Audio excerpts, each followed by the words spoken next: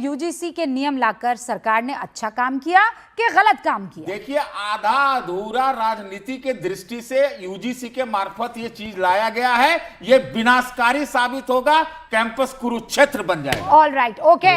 आनंद रंगनाथन कुछ कह रहे हैं, फिर sir I will just come to you. Paswan ji बस। हाँ आनंद। देखिए, मेरी प्रॉब्लम हमेशा से ये है कि मुझे हर कोई हेट करता है क्योंकि मैं हमेशा फर्स्ट प्रिंसिपल्स पे जाता हूं। लॉ आए उससे मुझे कोई प्रॉब्लम नहीं है, लेकिन मैं फिर कह रहा हूं कि good law can be misused but a bad law can not be misused. Bad law is going to be used, like Kanchana ji said, she is going to use the bad law. इसलिए बैड लॉ नहीं लाना चाहिए। Number इस चीज से भी थोड़ा सा वो डिफर करता हूं इस बात से। तो दोनों में वर्सेस लगा दूं मैं? नहीं नहीं नहीं नहीं नहीं नहीं नहीं, भाई हैं, दोनों भाई हैं। ये मेरे बड़े भाई हैं। देखिए, वो जॉनी डेप लगते हैं वो अलग बात है। लेकिन बात सुनिए मेरी, मैं क्यों डिफर करता हूं? क्योंकि कोई भी लॉ स्टैटिस्टिक्स के ऊपर बेस नहीं हो सकता। कल को आप ये नहीं कह सकते कि भाई सिर्फ 2 मर्डर हुए हैं, आप नया लॉ क्यों ला रहे हैं?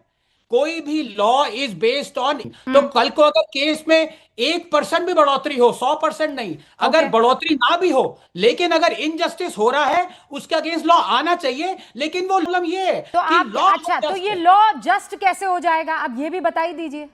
बता दिया आपको, 3 बता दिए कि जो इक्विटी कमिटी है उसकी जनरल कैटेगरी के लोग भी आ सकते हैं। नंबर 2, प्रधानमंत्री जी कहते थे।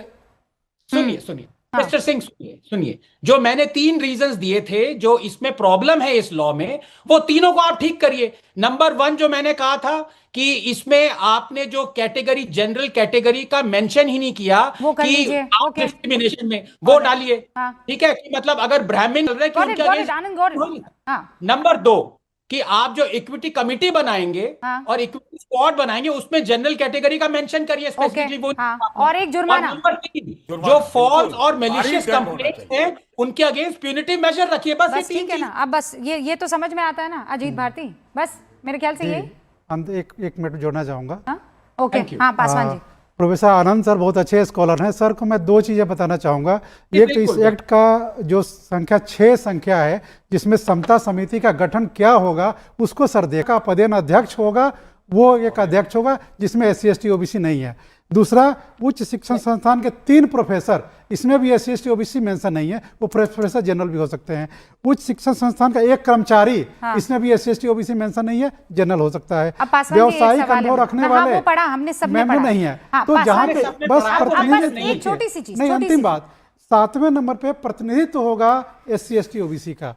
तो जिसकी संरक्षणा में ही एक प्रतिनिधित्व है SC ST OBC का, वो पीड़ित का हम मान सकते हैं, उसका सिंपैथाइजर हो सकता है।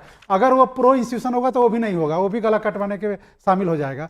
तो अगर इतने सारे जो जांच करने वाले लोग हैं, बस आई आनंद, फिर वो कैसे कर? पहले ये बिंदु अजीत भारती, उसके बाद आनंद आपके पास आ रही हूँ। ये जो कहा कि उसमें मेंशन नहीं कर सकते हैं, पर एक सिंपल सा ये भी तो उसूल है ना कि मेंशन कर देने में क्या दिक्कत आ जाएगी? मेंशन कर दिया तो क्या अजीत भारती? हाँ, एक लाइन लिख देते आप। इक्विटी कमिटी में तो आप बोल रहे हो कि नहीं ऐसे इक्विटी स्क्वाड का क्या, जिसको रहेंगे और वो जाकर देखेंगे कि कौन आदमी क्या बात कर रहा है।